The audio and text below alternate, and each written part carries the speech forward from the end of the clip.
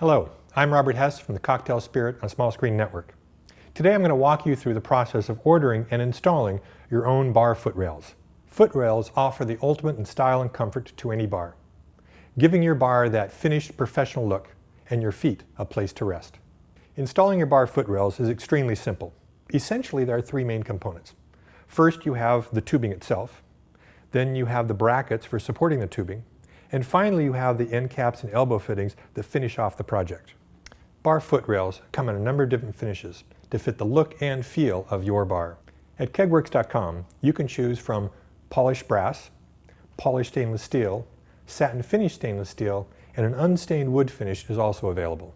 Kegworks polished brass, the most popular amongst home bar owners, is solid brass, not just a plating. The solid satin stainless steel is also quite popular. It is very resilient, and because of its satin finish, resists both fingerprints as well as scratches. While the polished stainless steel has a mirror-like finish. To support your footrail, you'll need brackets. Here we have the two most popular types of brackets. First is the bar bracket, which mounts directly to the face of the bar. The second is the combination bracket, which mounts to the face of the bar and then rests on the floor. An important consideration when choosing the type of bracket for your footrail system is whether or not you have access to the back of the bar. For example, the bar bracket is using this back access bolt in order to get its weight bearing on the footrail system, while the combination is sitting against the floor for all of its weight bearing. Finally, to finish off your footrails, you want to pick the right end cap.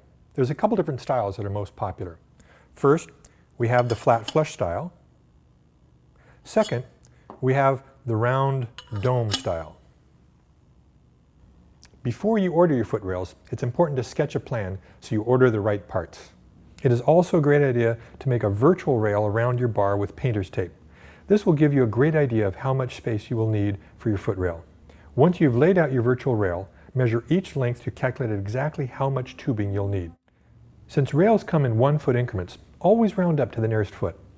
For example, on our project, we will need 13 feet across the front and 2 feet for the side.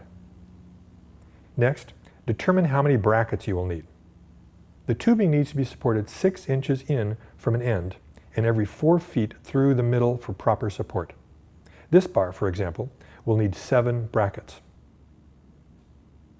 When you're preparing to install your footrail system, you want to make sure you have a number of tools on hand. Even before you place your order, you want to be able to use a measuring tape as well as painter's tape to help you lay out the plan for your bar so you can make sure your order is made properly.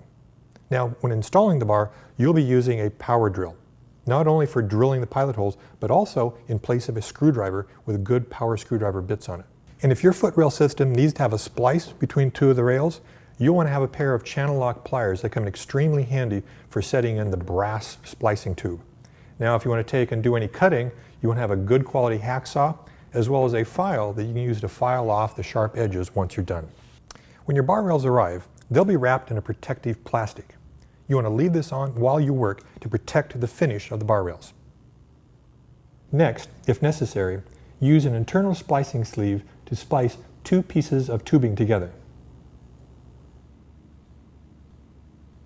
Now, loosely assemble the footrail by sliding the brackets over the tubing. Just don't quite attach the brackets to the wall quite yet.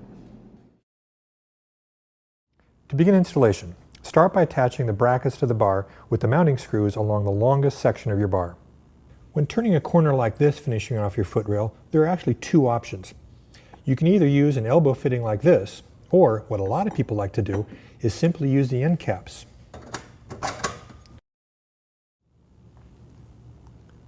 And that's it. Adding class and comfort to your bar can be done in just a few simple steps with a footrail system from Kegworks.com.